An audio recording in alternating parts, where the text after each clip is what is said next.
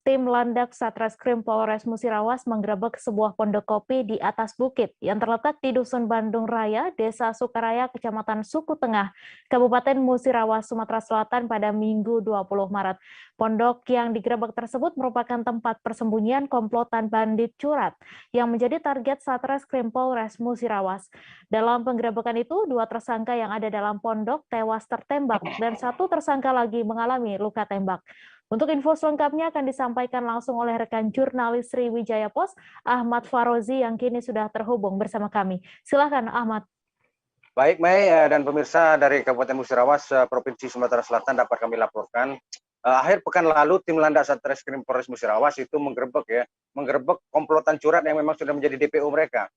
Komplotan ini memang sudah lama diburu karena banyak sekali kasus-kasus yang mereka lakukan. Itu tercatat sedikitnya ada 5 lokasi di Kabupaten Musirawas. Kemudian di tahun 2021 juga ada depo 21 laporan polisi. Kemudian mereka ini juga lintas kabupaten ini. Ini di Polres Musi Banyuasin, Provinsi Sumatera Selatan. Itu juga tercatat ada sedikitnya 6 lokasi tempat kejahatan mereka ya. Itu kemudian juga ada di Jambi. Mereka ini sudah lama diburu, bahkan tim Landak juga pernah sebelum menangkap di pondok kopi di Kecamatan Suku Tengah, Lakitan, Ulu, Trawas itu, tim Landak juga sempat memburu ke Provinsi Jambi di wilayah Serolangun. Diketahui mereka itu bersembunyi di sana. Namun saat itu sempat bocor sehingga mereka kabur dan akhirnya melarikan diri kembali ke arah Musirawas.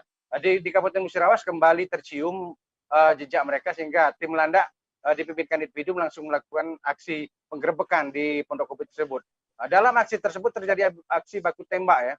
Dalam penangkapan tersebut, di mana polisi yang sudah memberikan tembakan peringatan tidak digubris oleh para pelaku dari dalam pondok. Bahkan pelaku membalas dengan tembakan. Tembakan itu mengenai salah satu anggota, Bribka Nairul Ihsan.